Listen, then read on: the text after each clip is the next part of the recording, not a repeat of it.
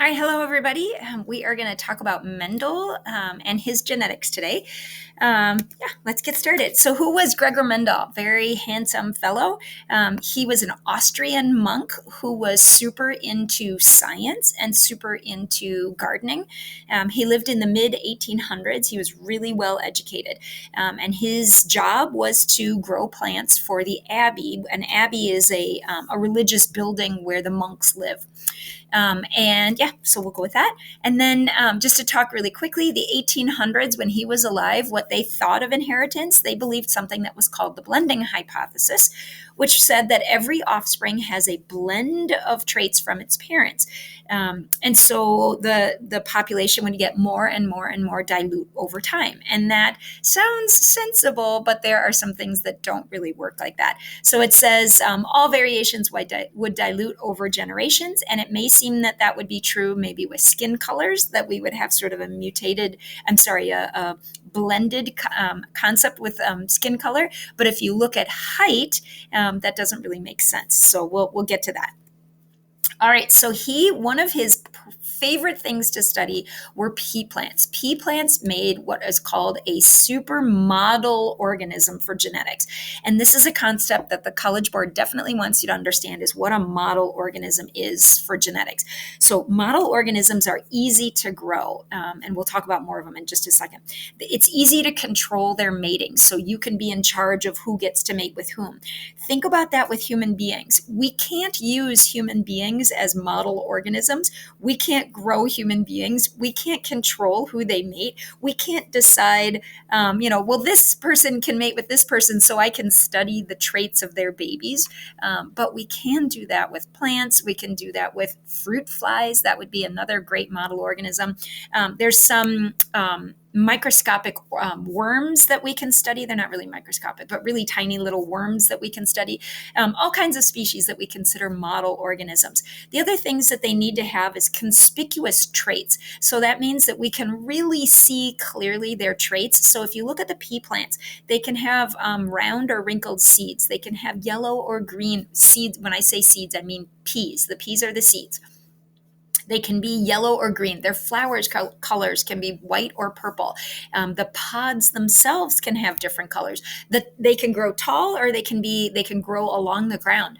It's really obvious when they've inherited a particular trait. You can see it with your eyeballs. Because remember that even geneticists nowadays, we can't really see the DNA. We can't see what gene is on what DNA, on what chromosome. We can kind of see the chromosomes under a microscope, but that's about it right now. We don't have the ability to actually see a gene on a chromosome. So what we have to deal with is just looking at we're going to call these phenotypes, what they physically look like, and then we can draw conclusions about what genes they inherited. All right. Oh, and the other thing that I'll mention about a model organism is it has to have quick generation time, which means that it will reproduce quickly. Humans, terrible about that because we reproduce so slowly, but pea plants reproduce quickly. Rabbits, mice, those are organisms that reproduce quickly, that we can control their genetics a little bit. Okay, so how did Mendel do this? I'm going to put my picture up here for just a second here. Okay, so first of all, he had to establish true breeding lines. True breeding lines are they're homozygous, which right now probably doesn't mean anything to you, but it means they always produce the offspring with the same traits. So if you made a purple flower with a purple flower, generation after generation after generation after generation, purple flowers that are true breeding, not all of them are, but the ones that are true breeding will always produce purple flowers. And white flowers that mate with white flowers will always produce white flowers, assuming that they're true breeding. So then he crossed the lines. And this is super interesting, how he figured out how to do this. So, and maybe he wasn't the first one to figure out, but how he did it. Normally, you would have a pollinator, so a bee or a butterfly, that would come along and land on the flower and accidentally pick up some of the pollen, which is very sticky. It would stick to them. Then they would fly to another flower as they're collecting nectar, and some of that pollen would fall off. Pollen is a sex cell. It's a gamete. And so when the pollen falls off of the pollinator, it is then able to fertilize the egg, which, yes, flowers have eggs in them, and then you could create the peas or the seeds. But what he did instead is he cut off the the pollen producing parts of the plant. And then he used a paintbrush and he collected pollen from one plant, and then he painted it on the female reproductive structure of another plant so that he could force the reproduction of these plants. And then he would plant them. So the peas are the babies. He would plant them, grow them, and he kept really good notes about who he crossed and what their babies looked like. So this would be an example. They refer, just so you know some of the letters here, P is the parental generation. So this is the true breeding generation. They're the first generation in a cross that a scientist is working with. Then the first offspring are called the F1 generation. And I want you to look at the results here. So in this experiment, he mated a true breeding purple with a true breeding white, and all of the first offspring generation, called the first filial generation, they were all purple. There wasn't a single white one in them. Okay, so then it says when two lines are crossed, the first generation F1 only shows one of those traits. So look at the experiment. Here's the purple with the white. They made all purple flowers. But then he took these purple flowers and mated them with each other. So this F1 generation, he mated them. And in the F2 generation, the second generation, he ended up with a 3-to-1 ratio of purple flowers to white flowers. So it says when two lines are crossed, the first F1 generation only shows one of the traits. When the F1 generation is crossed, both traits show in the F2 population, always in a 3-to-1 ratio. So what did that mean? What did Mendel conclude? So this is what he designed, were things that are called Punnett squares. I don't know if he designed them, but it's something we've worked with since. So he decided that there must be two alleles, which means that an allele is a version of a gene. So it says sexually reproducing organisms have two versions of any gene. One comes from mom, the female parent, and one comes from the male parent. So dominant versus recessive, this is Mendel's idea. When an organism has inherited two different alleles, so like a dominant purple and a recessive white, the dominant trait will be expressed over the white. The way I say it to my students sometimes is the dominant will hide the recessive one. So you won't even know the recessive one exists. If they're both there, you won't see the recessive trait because the dominant trait hides it.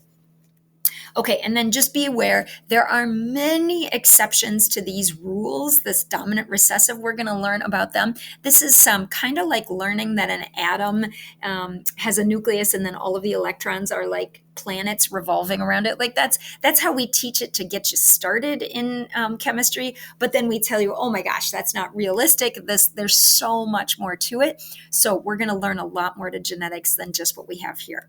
All right, so a couple words you absolutely need to know. Phenotype versus genotype. And I'm going to emphasize the PH for a reason. So genotype is just the letters. So I might ask you, what are the genotypes of the offspring? And so you would tell me their letters. You would say 75 or 25% are big P, 50% are big P, little p, and 25% are little p. That's the genotype.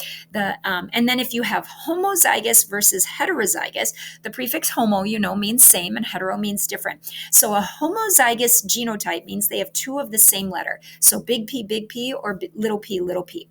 Heterozygous means they have two different letters. And when I say different, I don't necessarily mean different letters of the alphabet. It could be a capital and a lowercase, and we're calling that different letters. So in this case, there are two heterozygous big P, little p. So that would be the genotype is heterozygous in that case. All right, phenotype, instead of using the letters, you're going to use the words to describe what it is physically like. Phenotype is what the organism physically looks like. That's a little simplified, but we'll go with that. So physically looks like. So words is what you're going to use here, like purple or tall or cancerous or white. Those are the phenotypes in that case. All right, so Mendel comes up with two laws. The first law he calls the law of segregation. The second law is the law of independent assortment. So this first law is super easy. We know the word segregation means separation. So he says only one of the two alleles for each trait goes into a gamete. So maybe big T came from this individual's mom, and little t came from this individual's dad. When this individual makes their pollen, their sperm, their egg, one trait is going to go into one gamete and one trait is going to go into the other gamete. That's called the law of segregation. And their alignment at the metaphase 1 plate is random, and that's going to take us to the law of independent assortment. So which side each partner chromosome lines up on is random. So that's what the law of independent assortment is about. It says separate alleles for separate traits are passed on independently of each other as long as the alleles are unlinked. Now, Mendel didn't know anything about unlinked, and when some of his data didn't work out, sometimes he had to scratch his head and say, I don't know why it did that, but I'm going to work with the ones that I can figure out. We're going to learn about the difference between linked and unlinked coming up. Okay, so it says when Mendel looked at two different traits, were they inherited together or independently? So when he got, if they had been inherited together, look at the Y and the R. That means they're on the same chromosome. That means they are linked. Over here, we have them separated. So there's 4 different possibilities. And he ended up with a phenotypic ratio of 9:3 to 3:1. Sorry, my phone is going off while I'm trying to talk. Okay, so his results were in fact approximately 9:3 to 3:1. And we're going to learn coming up why his results aren't perfect. And I will give a little spoiler alert that it has to do with, I got to turn my phone off. It's like making all this noise. Give me just a second. I should have muted it in the first place. There we go. There, no more. We're going to learn why his results didn't come out to be exactly 9:3 to 3:1, why there's a little bit of variation. It has to do with crossing over. Spoiler alert there.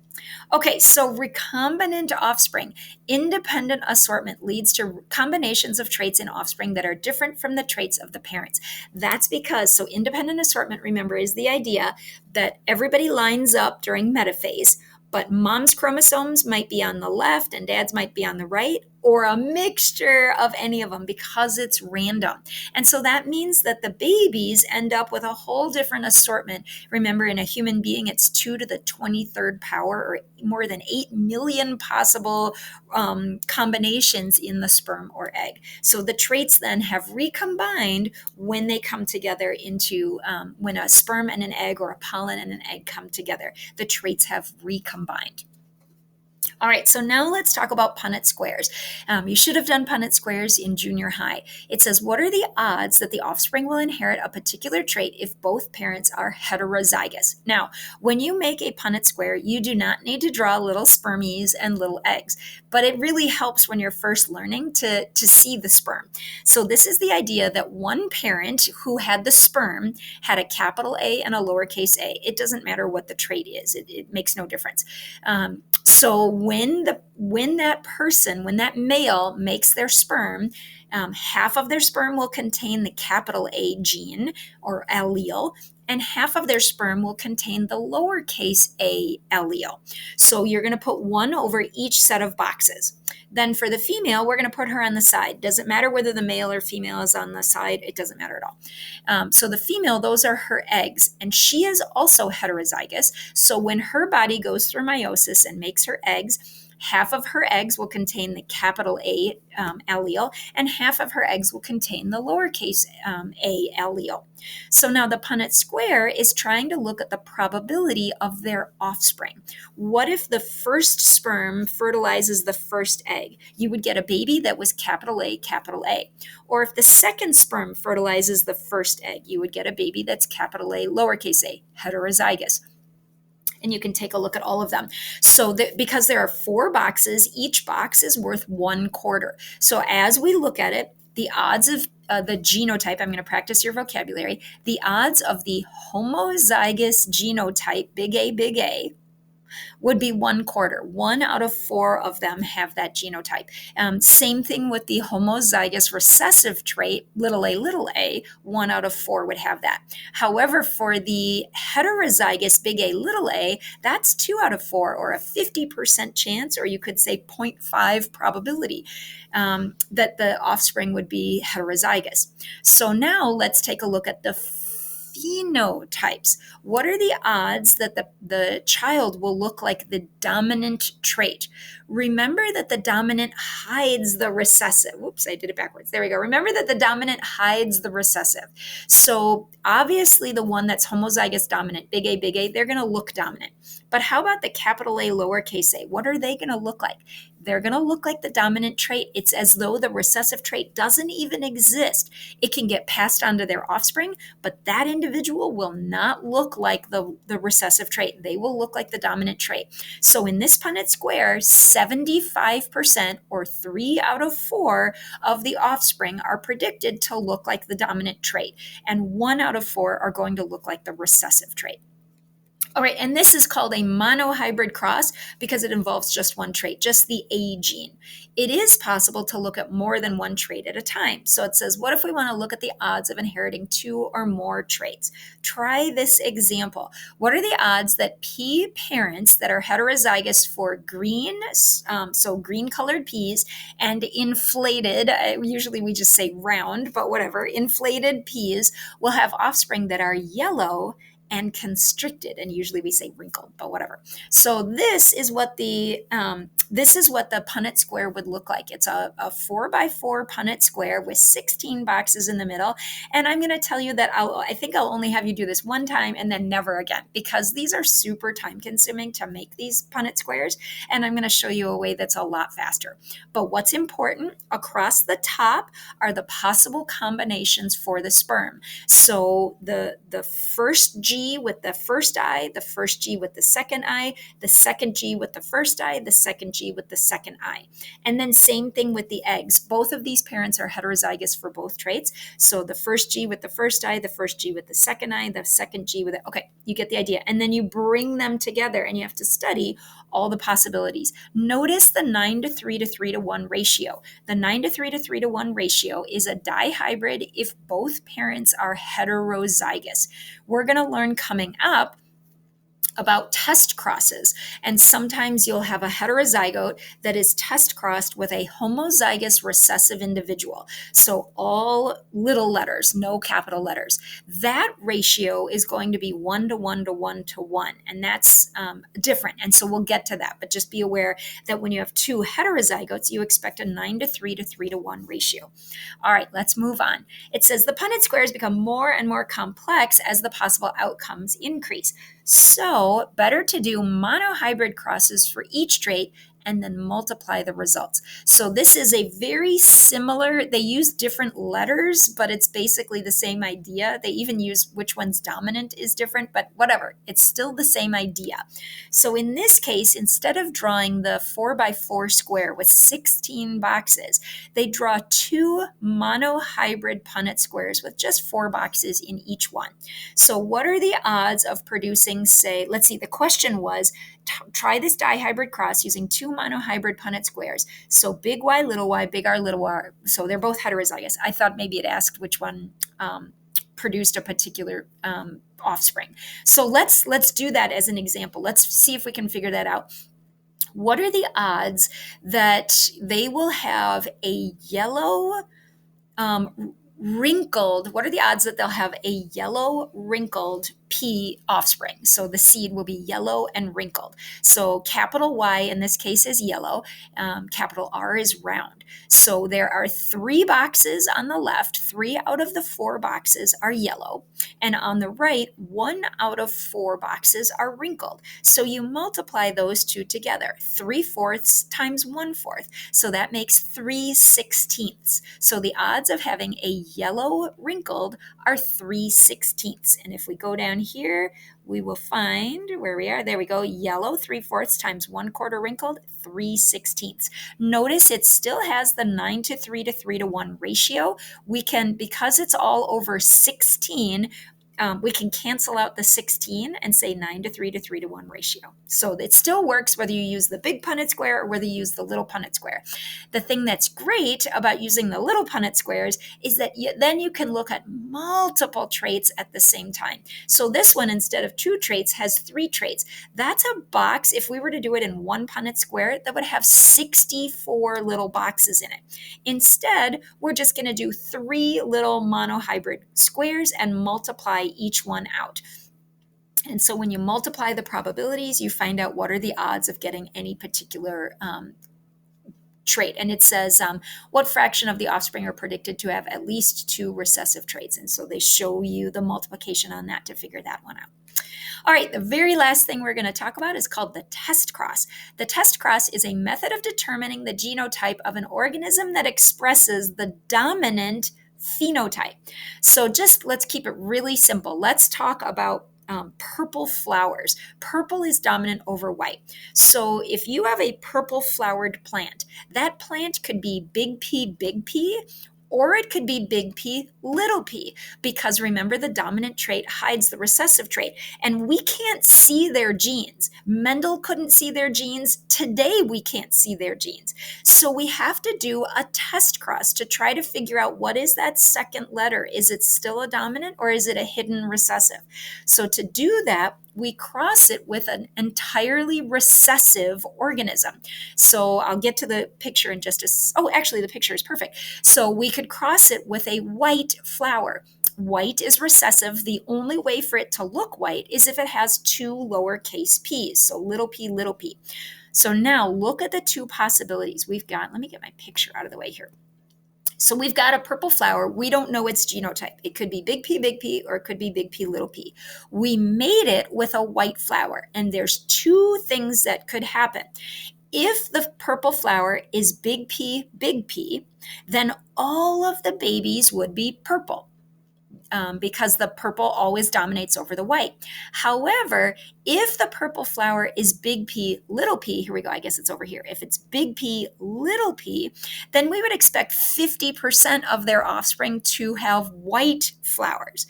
So we cross the purple and the white parent, and that's called a test cross.